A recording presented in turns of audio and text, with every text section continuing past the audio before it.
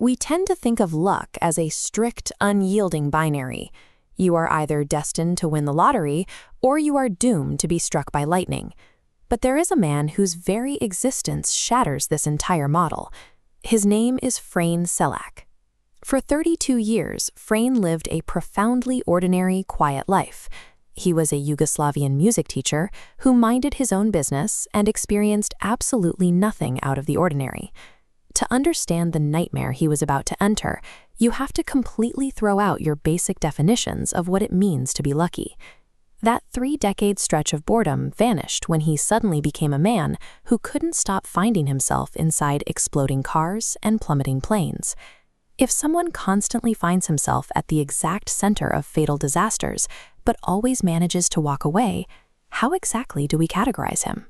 The choice between labeling Frane as the ultimate winner or the ultimate victim forces us to confront the messy, often contradictory nature of probability. The shift began on a bleak, freezing day in January 1962. Frane boarded a train in Sarajevo for what should have been a routine ride to Dubrovnik. Without any warning, a mechanical failure occurred. The iron tracks violently snapped under the weight of the cars, sending the entire train plummeting straight down into a dark canyon. The sheer physics of the crash resulted in a massive, unsurvivable impact. The metal carriages were instantly crushed under their own momentum. But the fall was only the beginning. The wreckage plunged directly into a freezing, ice-choked river, trapping the passengers in absolute darkness. 17 people drowned in that icy water. Frane managed to escape. Running on pure adrenaline and severe hypothermia, he swam to the riverbank with a broken arm. The river survival marked the beginning of a pattern. Frane looking death in the eye and simply walking away. To make sense of this, we have to use a concept called the frame of reference. We need to look at this exact event through 2 completely conflicting lenses. This timeline isolates the crash. In this frame, being trapped on a doomed train plummeting into a freezing river is astronomical bad luck. But widening the timeline just enough to include his escape, the data spikes, a statistical impossibility defying death. A miracle. Frane made a fatal assumption. He thought the derailment was a horrible one-time anomaly. He was wrong. The 1962 crash was just the inciting incident. Over the coming years, he would be sucked out of an airplane door, trapped in a burning bus, forced to jump from exploding cars. Escaping that river didn't reset the odds. It triggered a cosmic irony where surviving one tragedy simply put a target on his back for the next. So, we return to the core question.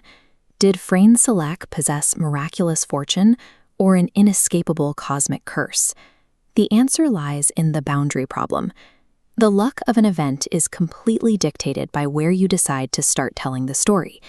This framing box isolates Frane's survival data point. Drawing the boundary when the train derails means he's incredibly lucky. But expanding that boundary to hours earlier when he bought his ticket, the localized luck dissolves. He is unequivocally cursed to have boarded that train. Our sense of luck exists as a product of these boundaries, changing entirely based on how much of the story we choose to include. Frane's lifelong sequence of near-deaths forces us to look closely at the relationship between safety and danger. Extreme survival is not a magical shield against bad things happening to you. By definition, survival requires extreme danger to exist in the first place. You cannot have a miraculous escape without first being placed in mortal peril. A genuinely lucky existence actually looks exactly like Frane's first 32 years. It is mundane. It is quiet. It is completely devoid of cinematic life-or-death struggles. The luckiest life is never the one where you miraculously survive walking off a cliff. It is the profoundly boring life where you never go near the edge at all. Imagine falling from several thousand feet without a parachute. By every standard calculation of gravity and human biology, you are plummeting toward a certain death. Walking away from a fall like this requires no magic. It relies on a sequence of specific mechanical variables and environmental factors that made survival physically possible. In 1963, a man named Frane needed to reach his mother's bedside. To get there quickly, he decided to fly for the first time in his life. He boarded a small propeller-driven airliner in Zagreb for a short trip to the coast. The flight began as a routine trip. Passenger cabins were cramped, but they offered a controlled, pressurized environment against the thin air outside. That control vanished halfway through the flight when a mechanical failure occurred at the cockpit door latch. The cockpit door violently burst open, and the highly pressurized air inside the plane began to rapidly vent out into the atmosphere. The aircraft was no longer a safe vessel. It was a tube experiencing a violent vacuum, stripping everyone inside of their stability and their safety. This diagram illustrates explosive decompression. To keep passengers comfortable at high altitudes, the air inside a cabin is kept at a much higher pressure than the air outside. When a breach occurs, those high-pressure molecules rush toward the exit to equalize with the exterior. This equalization creates a massive directional force. In Frane's case, the air rushed out so quickly that it acted like a physical piston, ripping the door off its hinges. The sudden change in the plane's internal structure destroyed its aerodynamic lift, sending the aircraft into a steep nosedive. Frane was positioned directly in the path of the venting air. The current grabbed him, sucking him out of the plane into a freefall. While the aircraft remained on its terminal path, Frane was falling alone. Paradoxically, being ejected from the doomed plane was the only factor that gave him a chance to live. This graph shows the mechanics of terminal velocity. Gravity pulls a body down, while air resistance pushes back. Eventually, those forces balance out, hitting a maximum speed around 120 miles per hour. Decelerating from that speed to zero against a hard surface is lethal. The skeletal structure stops instantly, but the internal organs continue to move, causing fatal trauma. But Frane didn't land on a hard surface. He fell into a snowy field on a farm. He was heading directly for a massive, tall haystack. This graph compares two impact types. The sharp spike represents hitting the ground, resulting in instant deceleration. But as Frane hit the hay, the organic material crushed under him. This extended the time it took to reach zero, acting as a natural shock absorber. By spreading the impact over a few extra feet, the haystack reduced the kinetic energy transferred to his body to a survivable level. Shortly after Frane hit the field, the plane crashed nearby. For those inside the fuselage, there was no haystack to break the fall. 19 people lost their lives in the impact.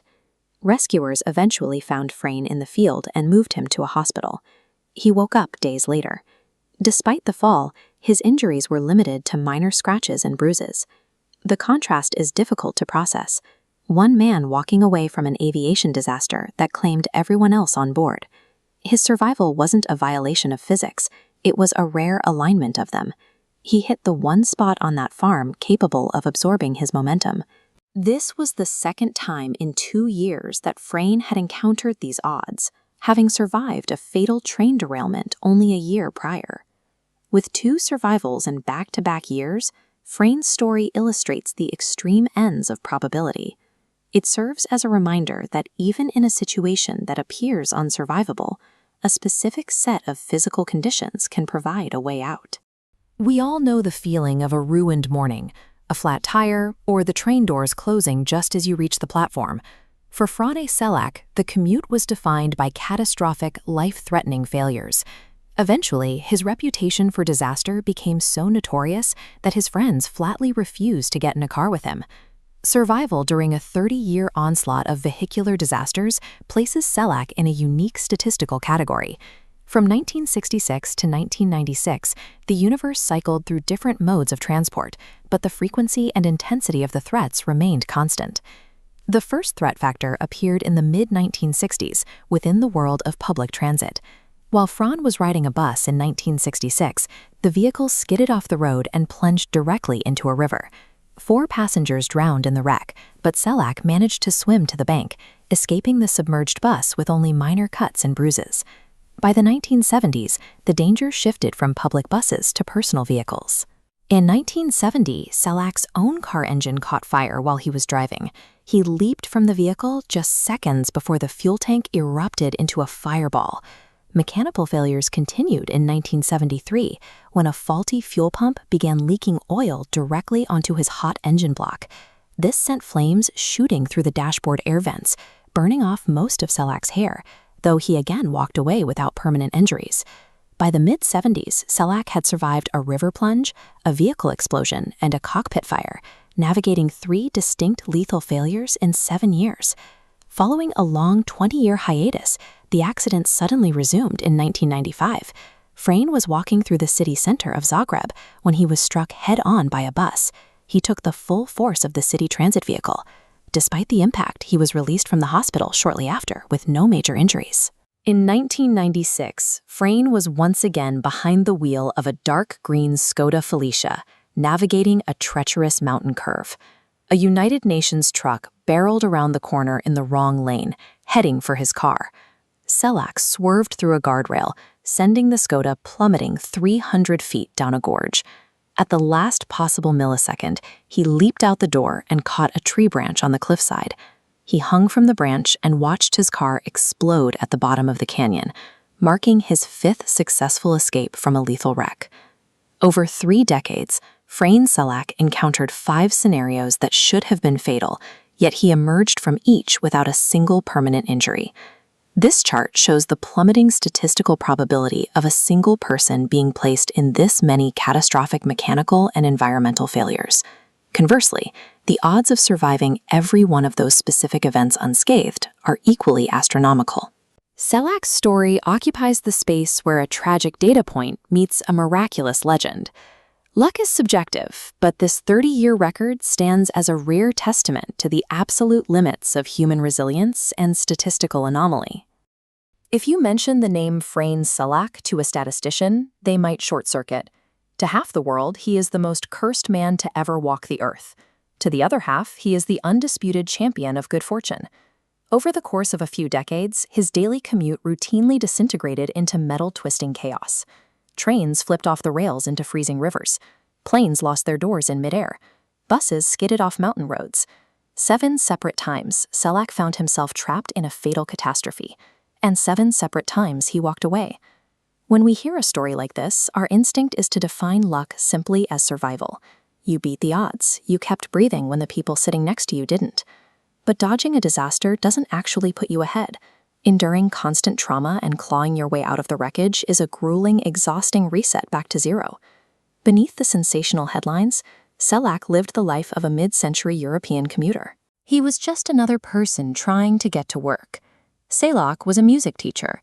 His days were spent dragging a briefcase onto another standard regional train, heading toward Belgrade or Dubrovnik, never knowing if the carriage was going to make it to the station. This wasn't one terrible, unlucky year. He lived in a state of high-alert vulnerability for nearly 40 years, waiting for the next mechanical failure or icy road to pull him under. A life defined entirely by outrunning the Reaper leaves very little room to actually live. Escaping death time and time again eventually creates a heavy, hollow vacuum where a normal life should be. By 2003, the dust had finally settled. Selak was 73 years old, living a relatively quiet retirement in Croatia, far from falling planes and burning cars. For the first time in 4 decades, he decided to test his relationship with probability on his own terms. He walked into a shop and bought a lottery ticket. He hit the jackpot, instantly winning roughly $1 million. This introduces a second, highly popular definition of luck: the sudden windfall. It felt as though the universe looked at his tab of lifetime suffering and finally paid his cosmic trauma bill. When a person who has spent their life completely unprotected suddenly gets a massive pile of cash, the logical reaction is to buy a shield. Selak purchased a sprawling luxury estate. We love this narrative because we crave a transactional universe. We want to believe that extreme suffering can be balanced by an extreme payout. But sitting inside that expensive luxury estate, the expected closure never arrived. In this metaphysical ledger, stacking an enormous block of financial wealth on one side does nothing to offset the massive stack of lost time and trauma on the other. Money cannot retroactively heal bones or erase nightmares. The wealth turns transparent. For a man who knows exactly how fragile the human body is, having seen it tested 7 times over, money is a remarkably hollow prize. A financial windfall fails as the ultimate definition of luck because you cannot use cash to purchase peace of mind. 7 years into his life as a millionaire, Selak made a unilateral decision. He was going to dismantle the entire lifestyle. He sold the luxury estate. He took almost every cent of his remaining wealth and handed it out to his family and friends, completely emptying his accounts. With the fortune gone, he packed his bags and moved back to his hometown, settling into a perfectly ordinary, humble house. He traded the isolated fortress of a millionaire for the quiet, sun-baked streets of a local Croatian community. No gates, no sprawling lawns, just a simple home on a simple street. Liquidation was an act of self-preservation. By stripping away the noise of immense wealth, he finally isolated the actual source of his happiness. All he wanted, he explained, was to spend his days with his wife, Katarina. After a lifetime of chaos, human connection was the only currency that actually held its value. Frane Selak passed away in 2016 at the age of 86. He did not die in a plunging aircraft or a burning bus. His end came quietly, resting in a hospital bed, surrounded by the people he loved. Selak spent his youth dodging disasters, ultimately proving that true luck exists far away from crashes or jackpots. The greatest stroke of fortune is the clarity to step off the roller coaster and enjoy the quiet ride.